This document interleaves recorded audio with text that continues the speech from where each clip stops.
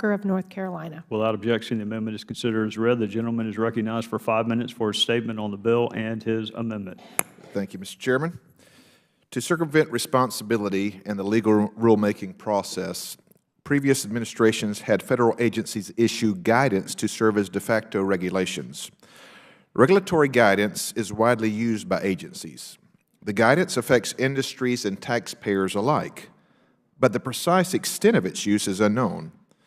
Professor Nicholas Perillo, who testified before the committee just yesterday, explained, and I quote, "There is no comprehensive compilation of guidance, but everyone agrees its volume is oceanic."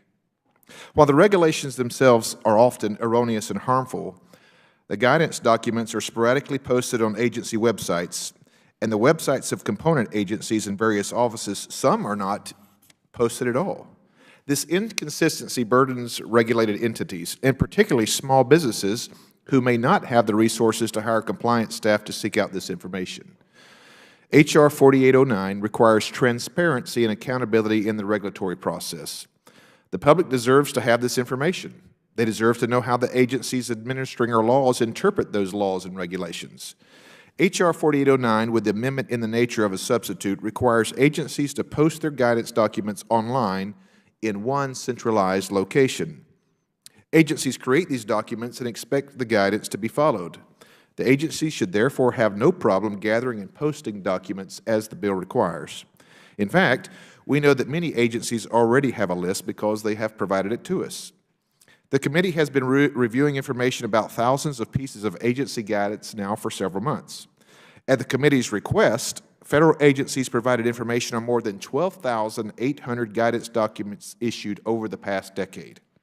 And that is just a portion of federal guidance documents. That number is expected to increase as agencies continue to identify guidance and produce information to the committee. There are a handful of agencies that have been unable to produce a list of guidance documents. That is a red flag and a clear indication that at some agencies, guidance documents are not even tracked. If an agency doesn't bother to track the hundreds of guidance documents it issues, how can businesses and taxpayers possibly be expected to comply with them? The burden should be on the agencies to make guidance documents easy to find. That's all this bill does. Require agencies to post information they should already have in centralized locations.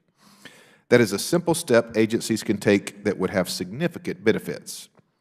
Posting these documents in a central location will alleviate burdens on regulated entities and members of the public. It will shine light on this lesser understood yet impactful sector of federal regulatory activity. This legislation is common sense reform that members of both parties can support in the name of good governance and transparency.